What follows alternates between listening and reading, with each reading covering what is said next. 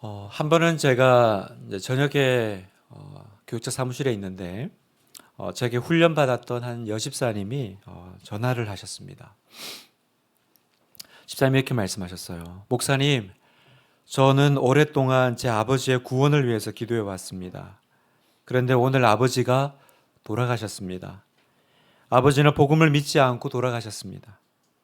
그렇다면 제가 그동안 기도한 건 뭔가요? 주 예수를 믿으면 너와 내 집이 구원을 얻으리라 하셨는데, 그러면 그 말씀은 어떤 의미인가요? 저 너무 실망스럽고 너무 화가 납니다. 그러면서 전화기를 잡고 펑펑 우셨습니다. 성도 여러분, 여러분은 어떻게 생각하세요? 여러분 같으면 이런 상황에서 어떤 답을 주시겠습니까? 내가 그렇게 아버지의 구원을 위해서 기도했으면 하나님 응답해 주셔야 되는 거 아니에요? 정말 기도해도 아무 소용이 없는 것일까?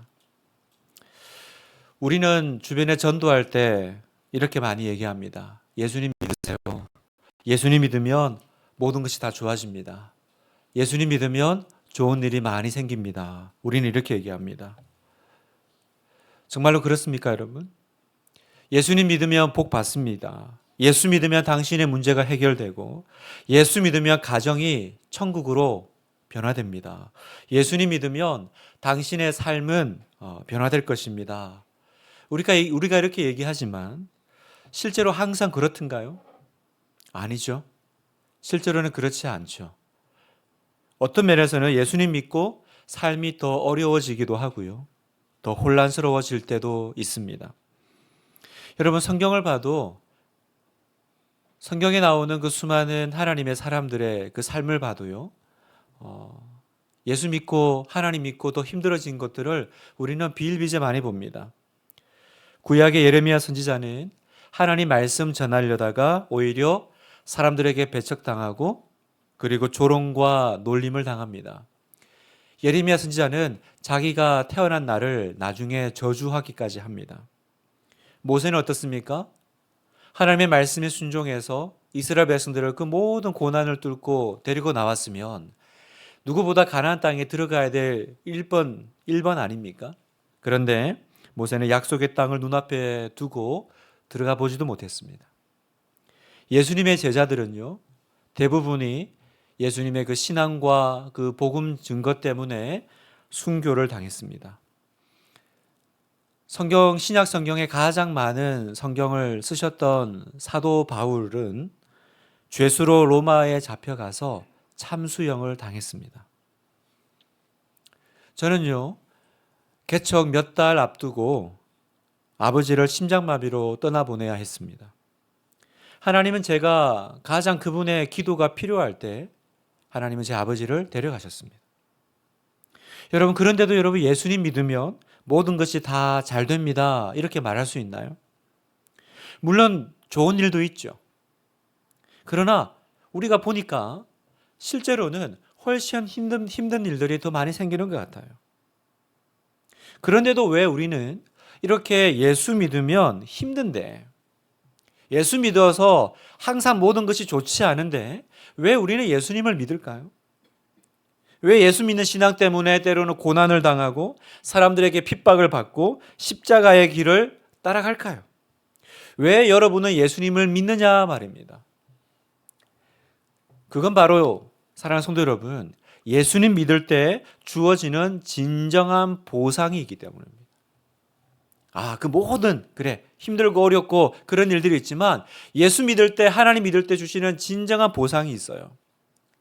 그 보상 때문에 믿는 거죠. 그러면 여러분, 그 보상이 뭘까요?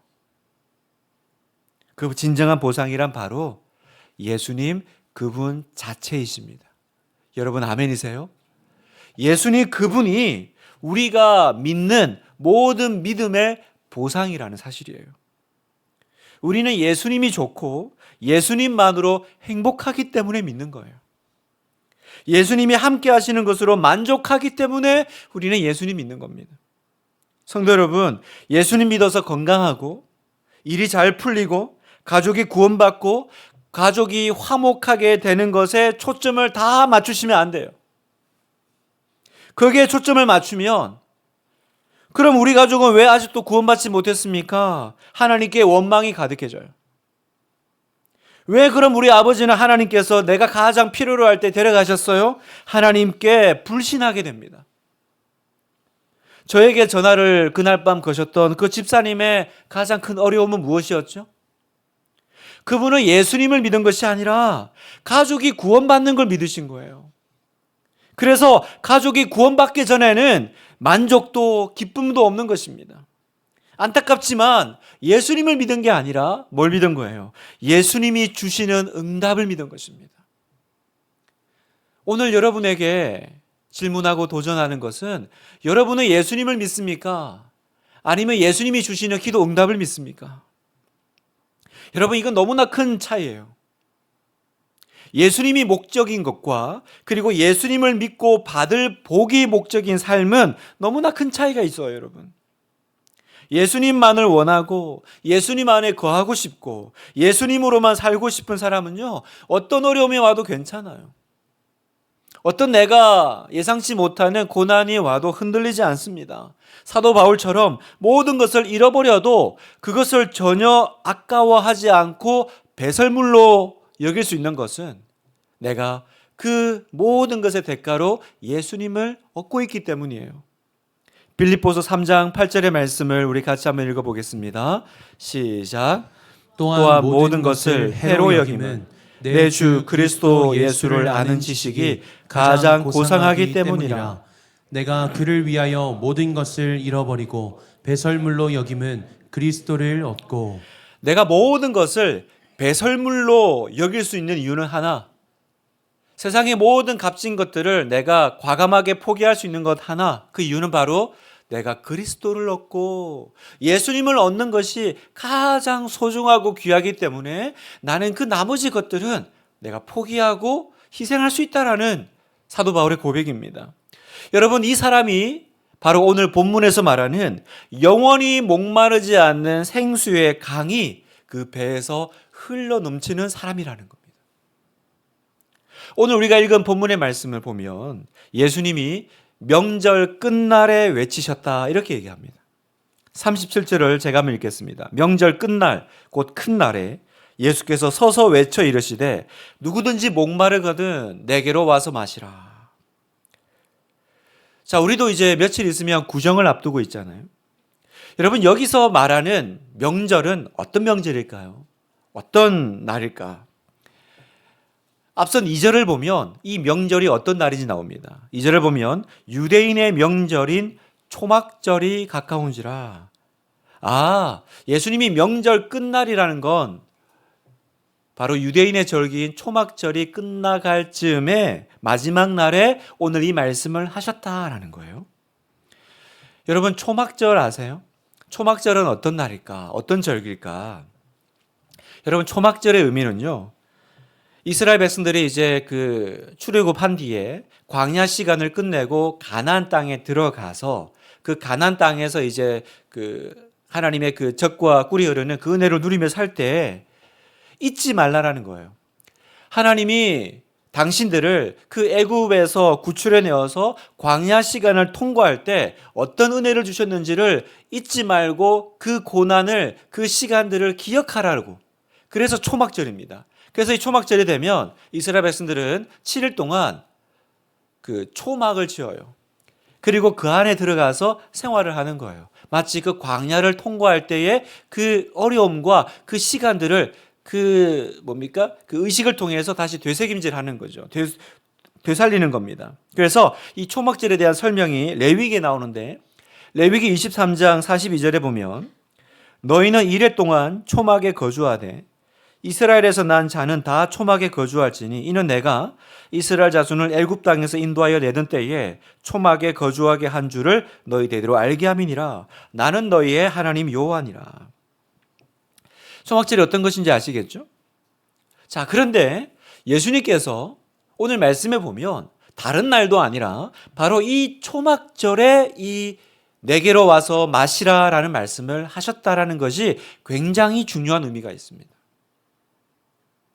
이 유대인의 이제 초막절 행사를 보면 1회 동안, 이제 7일 동안 진행되는데요. 조금 세부적으로 설명을 드리면 6일 동안은요, 실로암 연못에 가서 그 물을 떠서 성전 제단에 붓는다고 합니다. 이 의식이 의미하는 것은 과거 물이 없던 광야 시절에 물을 공급하신 하나님께 감사를 뜻하는 거예요. 그래서 6일 동안 매일 이렇게 물을 떼서 붓는 거죠. 그리고 이제 일곱째 날, 마지막 날이 되면 이사야서 12장 2절 3절의 말씀을 이렇게 선포하면서 감사 제사를 드리는 거예요. 이사야 12장 2절 3절의 말씀이 이렇습니다. 보라, 하나님은 나의 구원이시라. 내가 신뢰하고 두려움이 없으리니 주 여호와는 나의 힘이시며 나의 노래시며 나의 구원이심이라. 그러므로 너희가 기쁨으로 구원의 우물들에서 물을 기르리로다. 이 찬송을 부르면서 이제 앞으로도 구원의 물을 주실 하나님께 감사의 기도를 드리고, 그리고 이제 성전 제단에서 마지막 제사를 드리면서 이 초막절의 모든 7일간의 절기가 끝나는 것입니다. 정리를 하면요, 예수님께서 지금 선포하시는 명절 끝날, 이 날은 어떤 날이냐? 성전 제단에 6일 동안 물을 붓는데 마지막 유일하게 물 붓지 않는 그 날이에요. 바로 그 날에 성전에 모여있는 회중들을 향해서 예수님께서 말씀하시는 거예요. 누구든지 목마르거든 내게로 와서 마시라. 무슨 말입니까? 어떤 의도가 여기 숨어져 있어요? 바로 예수님께서 구약에서 약속하신 그 생수의 강물이 흘러 넘치게 하실 바로 그분이시다라는 의미입니다. 광야 같은 인생의 목마름을 해결해 주실 생수의 강이 바로 예수님이다라는 거예요. 그러니까 여러분, 이 모든 배경을 알고 이 본문을 다시 읽으면 얼마나 소름이 돋는지 몰라요. 그냥 이렇게 명절에 예수님께서 누구든지 목마르면 내게 와서 먹어라 이 얘기가 아니라, 이건 정말 이 모든 내용들을 알고 보면 예수님께서 어떤 의도로 어떤 날에 얘기하셨으며 또 그 이야기를 듣는 그 이스라엘 백성들은, 회중들은 어떤 의미인지 너무나도 선명하고 분명하게 깨달아서 그러는 거예요. 사랑하는 우리 분당하나교 성도 여러분, 예수님만이 내 영혼의 갈급함을 해결하실 참 구세주이심을 여러분 믿으십니까? 참 믿으세요? 그리스도인의 행복은요, 오직 예수님께로부터 오는 것입니다. 세상의 모든 물은요, 마실 때뿐이에요. 그때뿐입니다. 그 목마릅니다. 오직 예수님만이 우리의 영원한 기쁨이 되심을 우리는 믿습니다. 요한복음 4장 14절 같이 한번 읽겠습니다. 시작. 내가 주는 물을 마시는 자는 영원히 목마르지 아니하리니 내가 주는 물은 그 속에서 영생하도록 솟아나는 샘물이 되리라. 아멘. 내가 주는 물을 마시는 자는 영원히 목마르지 아니하리니, 예수님 안에 있을 때 예수님만이 우리의 인생의 갈급함을, 내 인생의 그 해갈을 주시는 분이라는 거예요. 그런데 이스라엘 백성들은요, 이 사실을 계속 놓쳐요. 생수의 근원 되시는 하나님을 놓치고 엉뚱한 데 가서 계속 자신의 그 갈급함을 해결하고 문제를 해결하려고 합니다. 그래서 예레미야 2장 13절에 이렇게 말씀하세요. 내 백성이 두 가지 악을 행하였으니 곧 그들이 생수의 근원되는 나를 버린 것과 스스로 웅덩이를 판 것인데 그것은 그 물을 가두지 못할 터진 웅덩이들이니라. 무슨 말씀이에요? 하나님만이 나의 생수의 근원, 하나님 안에 있을 때 내가 영원히 목마르지 않는 그 해갈의 기쁨을 누리는데, 내가 다른 데 가서 그 문제의 해결책을 찾고 있는 죄를 계속 범한다라는 거예요. 하나님만이 나를 만족시킬 수 있는데, 아니야, 나를 만족시킬 수 있는 어떤 웅덩이가 있을 거야. 그런데 성경은 뭐라고 그러세요? 그 웅덩이는, 네가 파고 있는 그 웅덩이는 터진 웅덩이라는 거예요. 여러분, 터진 웅덩이는 무슨 말입니까? 물이 담기지 않아요. 웅덩이가 터져 있으니까 물이 담길 수가 없죠. 그러니까 어떻게 해요? 그 인생이 물도 담기지 않는 그 웅덩이를 파고 또 거기에 물을 채우느라 온 인생을 생고생을 하면서 사는 거예요. 스스로 물을 해결해 보려고 안간힘을 쓰는 겁니다. 그걸 바라보는 하나님의 심정이 얼마나 타들어가실까요? 그걸 바라보는 예수님의 심정이 얼마나 안타까우실까? 그래서 말씀하시는 거예요. 그 웅덩이 버리고 내게로 와서 마시라 라는 겁니다. 그 웅덩이 버리고 내게로 와서 마시라. 여러분, 이게 오늘 비단 이스라엘 백성들만의 문제인가요? 이스라엘 백성들만의 죄인가요? 우리도 예수님 믿는다고 하면서 생수의 근원 대신 예수님 붙잡고 예수님 의지하고 믿지 않고 항상 우리도 터진 웅덩이 파고 있지 않아요? 신앙생활 한다고 하면서 하나님 안에서 그 모든 것들이 해결됨을 믿지 못하고 내 힘으로 무언가를 해보려고 스스로 웅덩이를 파는 죄를 범하고 있지 않나요? 여러분, 이게 결국 우리가 지금 오늘 겪고 있는 모든 문제의 원인입니다. 더 큰 문제는 뭐냐면, 더 큰 문제는 내가 지금 생수의 근원이신 예수님을 버린지도 모른다는 거예요. 차라리 그걸 알면 다행이게요. 교회 열심히 다니고요. 예배 드리고 헌금도 하고 기도도 하니까 나 자신이 예수님을 버렸다고 생각을 전혀 못하고 삽니다. 그러면 여러분, 그럼 내가 지금 목사님, 내가 예수님을 붙잡고 있는지 아니면 버리고 있는지 어떻게 할 수 있죠? 여러분, 한 가지만 질문해 보시면 돼요. 내가 지금 예수님을 붙잡고 있는지, 생수의 근원이신 예수님 안에 있는지, 아니면 다른 지금 터진 웅덩이를 계속 파고 있는지를 어떻게 할 수 있냐? 이 질문이요. 나는 정말 예수님 한 분만으로 만족하고 있느냐라는 거예요. 이 질문을 던져보시면 돼요. 다른 어떤 것이 내 삶 가운데 던져지고 주어지지 않아도 나는 예수님 한 분만 있으면 그것으로 충분한가? 충분한가? 여러분, 그렇지 않으면 나는 여전히 터진 웅덩이 파고 있는 사람입니다. 그래서 이 사람은 어떻게 돼요? 어려움이 닥치면 신앙이 식고 곧 예수님을 떠날 겁니다. 성경에 보면 그렇게 예수님을 떠난 사람들의 이야기가 나오죠. 오늘 그 요한복음의 그 6장, 앞선 6장을 보면 예수님을 떠난 사람들이 등장합니다. 어떤 상황이었냐면 이제 예수님이 오병이어 물고기 2마리와 떡 5개 가지고 5,000명을 먹였어요. 기적을 행했어요. 표적을 행했어요. 그랬더니 막 사람들이 환호하기 시작한 거예요. 와, 이제 예수님만 있으면, 예수님만 이제 왕으로 삼으면 내 모든 문제가 해결되겠네. 내 삶은 이제 걱정이 없겠네. 희망이 생겼어요. 그래서 그 사람들이 얼마나 열심으로 밤낮으로 예수님을 쫓아다니는지요. 얼마나 찾아다니는지 몰라요. 그런데 예수님은 그거 기뻐하지 않으세요. 오히려 슬퍼하시면서 피하세요. 그 사람들과 멀어지세요. 왜 그러실까? 요한복음 6장 26절에 이렇게 말씀하세요. 예수께서 대답하여 이르시되 내가 진실로 진실로 너희에게 이르노니 너희가 나를 찾는 것은 표적을 본 까닭이 아니요 떡을 먹고 배부른 까닭이로다. 무슨 말입니까? 이 사람들은 진짜 예수님을 찾은 것이 아니라 뭘 찾은 거예요? 예수님을 통해 주시는 떡을 찾아 있었던 거예요. 그러니까 계속 뭐 하냐면 떡 문제를 해결해 달라고 예수님 찾아다녀요. 그리고 그 떡 문제가 해결되지 않으면 예수님 떠납니다. 6장 66절에 보니까 그때부터 그의 제자 중에서 많은 사람이 떠나가고 다시 그와 함께 다니지 아니하더라. 여러분, 그의 제자 중에 많은 사람이에요. 모르는 사람도 아니에요. 제자라고 했지만 제자가 뭐겠습니까? 교회 다니고 예배 드리고 기도도 하고. 그렇지만 사실은 뭘 쫓아간 거예요?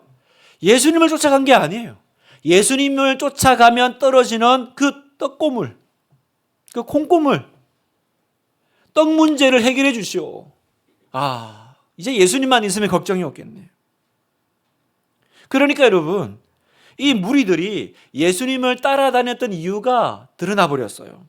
이 사람들이 진짜 예수님을 왕으로 삼으려고 했던 이유는 예수님을 내 인생의 왕으로 삼아 이제 나는 그분이 무슨 말씀하셔도 나는 그분께 순종한다.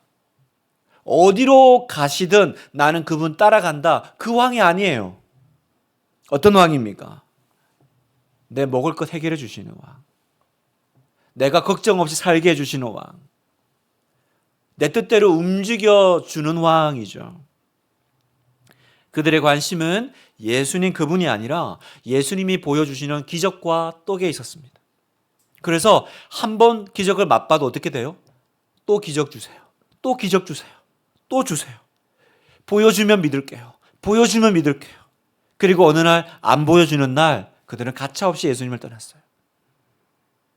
여러분, 저와 여러분이 그렇지 않아요? 우리의 신앙이 그렇지 않습니까? 한번 은혜를 경험하고 또 하나님의 기도 응답도 받지만 언제나 우리의 심정은 언제 어려워요? 왜 이번에는 안 도와주셔? 왜 이번 문제는 해결해 주지 않으셔? 여러분, 이게 보리떡 신앙의 실체예요. 주님을 보는 것이 아니라 주님이 주시는 그 오병이어의 기적. 그래서 자기는 열심히 기도하고 사역한다라고 하지만 사실은 뭐하고 있어요? 하나님을 이용해서 내가 원하는 것을 얻는 데만 급급한 신앙이 바로 이 보리떡 신앙입니다. 일명. 오늘 저와 여러분이, 사랑하는 성도 여러분, 하나님 앞에서 나 자신을 정직하게 돌아보셔야 합니다. 나는 지금 보리떡 신앙 아닌가? 왜 내가 예수님을 오래 믿었는데 왜 내 영혼은 오히려 더 메마를까요? 왜 내 영혼은 더 굳어갈까요?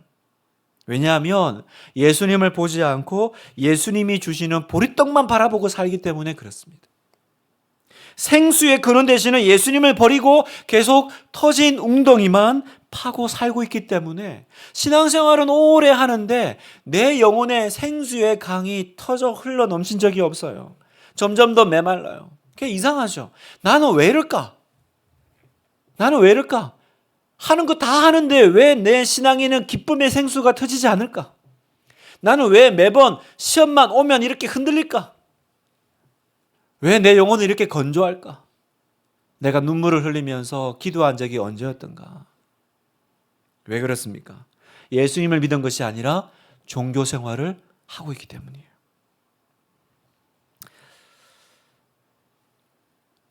올해도 이제 제자 훈련을 이제 또 시작을 하는데요. 많은 분들이 신청을 하셨어요. 또 이번에 또 어떤 분들은 합격을 하셔서 또 함께 하시고 또 안타깝게도 또 이번에 함께 하지 못하는 분들도 계시고 참 감사하죠. 와, 이 작은 교회에 어떻게 이렇게 더 훈련받기를 사모하는 분들이 이렇게 많을까. 그래서 막 저도 힘들지만 용기를 내어서 그래, 또 훈련하자. 또 함께 가자. 하나님의 사람이 키워질 거야. 그런데 여러분, 제가 제자 훈련을 하면서 힘 빠지는 순간이 있어요. 참 제 가슴을 아프게 하는 말들이 있습니다. 그게 뭔지 아세요? 제자 훈련 받아도 별 수 없더라, 이런 얘기예요. 제자 훈련 받았지만 아무 변화도 일어나지 않던데? 이런 말들입니다. 지금은 은퇴하신 그 홍정길 목사님이 계세요. 이분이 얼마나 열정적인 목사님인지 몰라요. 얼마나 복음 전도에 그 한국 교회 이제 4인방이라고 했어요. 지금은 돌아가신 옥한음 또 누굽니까? 저 온누리 교회의 하용조, 이동원, 홍정길 이래서 복음주의 4인방이라고 불렸죠. 그러니까 대표하는 분들이죠. 특히나 홍정길 목사님은 정말로 열정적인 복음 전도자였어요. 제가 이제 그 코스타 그 유학생들 수련회 하면 항상 오시는 1번. 그 유학생 수련회는 강사비 안 주거든요. 자비로 자기 비행기표 끊어가지고 오는 수련회예요. 그런데 항상 1번으로 오시는 분이 홍정길 목사님이세요. 언제나 그렇게 복음에 앞장섰던. 그런데 그분이 은퇴하시면서 이런 얘기를 하셨어요. 한번 들어보세요. 예수님을 믿기만 하면 이 땅에 천국이 올 줄 알았다. 그래서 목숨 걸고 민족 복음화에 매달렸다. 1000만 성도를 달라고 했고 이 나라 5만 9천 마을에 교회를 세워달라고 간구했다. 보이지도 않던 서쪽 대륙 중국을 위해서도 기도했다. 그런데 마침내 이것이 이루어졌다. 1000만 성도가 넘고 마을마다 교회가 섰고 중국도 마음대로 다닐 수 있게 됐다. 그래도 교인들의 삶과 목회자의 삶은 바뀌지 않았다. 그래서 생각했다. 아, 예수 믿는 것만 가지고는 안 되는구나. 하나님 말씀을 배워야겠다. 그래서 제자 훈련을 참 열심히도 했다. 하지만 마찬가지였다. 성도들의 삶에 엄청난 지식이 쌓여갔지만 삶은 그대로였다. 여러분, 얼마나 가슴 아픈 고백이에요. 아니, 왜 이렇게 안타까운 이런 이야기가 나올 수밖에 없을까요? 사랑하는 성도 여러분, 왜 기독교인이 이렇게 많아지고요? 훈련받는 사람이 이렇게 많아지고요. 교회도 많고 제자 훈련도 열심히 하는데 왜 삶이 바뀌지 않을까요? 왜냐하면 생수의 근원 대신 예수님 그분을 놓치고 있기 때문이에요. 예수님을 얻기 위해서 신앙생활하고 예수님을 얻기 위해 제자 훈련을 받고 예수님을 얻기 위해서가 아니라 보리떡 얻기 위해 살고 있기 때문에 오늘 여기 우리 성도님들 가운데 내가 지금 가족을 잘못 만나가지고 내가 내 삶이 이렇게 어렵다, 내가 이렇게 불행한 것 같다 생각하시는 분 계세요? 가족 때문에 행복하지 않다라고 여기시는 분 계세요? 생수의 근원이신 예수님을 지금 놓치고 계신 거예요.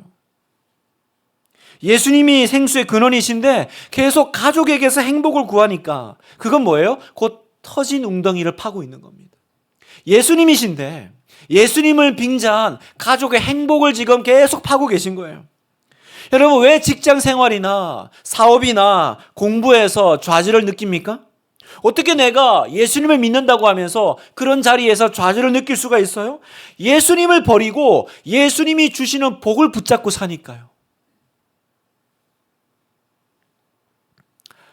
어젯밤에 우리 첫째 주원이를 이제 가운데 두고 우리 가족들이 모여서 기도를 했습니다. 우리 수험생이거든요. 오늘이 이제 우리 아들의 수험생 마지막 결과. 이거 안 되면 문 닫는 겁니다. 웃지만 쓴 웃음이에요, 여러분. 네. 다 이해하시죠, 우리 고3 부모님 여러분? 온 가족이 모여서 기도를 했습니다. 하나님 도와주세요. 그래서 제가 마지막에 이제 다 우리 가족이 모여서 우리 아들 몸에 손을 얹고 기도하고 제가 마지막으로 이렇게 기도했습니다. 하나님, 내일 좋은 결과를 주시기를 기도합니다. 그러나 그렇지 않아도 우리는 예수 믿는 가정입니다. 나와 내 가족들은 하나님만 섬기겠습니다.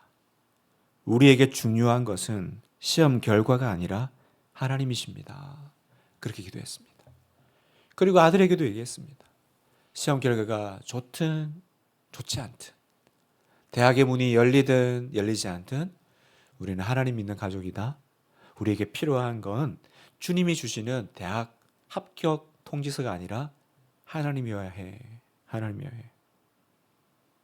사랑하는 성도 여러분, 혹시 예수님만 바라보시기를 축원합니다. 내 안에 거하라. 내 안에 거하라. 그러면 나도 너희 안에 거하리라. 여러분, 그때서야 우리 안에 안식과 우리 안에 생수의 강이 터지는 거예요. 그렇지 않으면요, 그 보리떡 바라보는 신앙으로 살면요, 이렇게 되면 이때 휘청, 저렇게 오면 저때 휘청, 다 쓰러지고 넘어지는 거예요. 메마르고 건조한 땅이 되어버리는 그런 심령이 되는 것입니다. 내 안에 거하라. 너는 내 안에만 거해야 돼. 그래서 여러분, 오늘 이 본문에 보면요, 주님은 분명하게 말씀하세요. 배에서 생수의 강이 흘러나오는 사람이 되는 조건. 그 조건이 뭐냐? 38절입니다. 우리 같이 한번 읽겠습니다. 시작. 나를 믿는 자는 성경의 이름과 같이 그 배에서 생수의 강이 흘러나오리라 하시니. 여러분, 여기서 그 배에서 생수의 강이 흘러나오는 사람의 조건은 너무나도 선명하고 간단하죠? 뭡니까? 나를 믿는 자예요. 다른 게 아닙니다. 그냥 나를 믿는 자는이에요. 되게 어려울 줄 알았더니 그냥 그거 하나밖에 없어요. 그저 예수님만 믿으면 그렇게 된다고 하십니다. 그럼 우리의 질문이 이거죠. 나를 믿는 게 뭐예요? 예수님을 믿는다라는 게 뭡니까, 여러분? 정확히 어떻게 하는 거예요? 37절에 답이 나와 있습니다. 이것도 같이 한번 읽어보겠습니다. 시작. 명절 끝날 곧 큰 날에 예수께서 서서 외쳐 이르시되 누구든지 목마르거든 내게로 와서 마시라. 누구든지 목마르거든 내게로 와서 마시라. 예수님을 믿는다라는 건 뭡니까? 나를 믿는다라는 건 뭐예요? 첫 번째, 목마르거든 영적인 갈급함을 가지고 영적인 갈급함이 있어야 된다는 거예요. 두 번째, 내게로 와서 예수님께로 가야 된다라는 것입니다. 이게 나를 믿는 자예요. 우물가에 그 사마리아 그 여인은 그 갈급함을 가지고 예수님께로 가서 그 인생이 뒤집어졌습니다.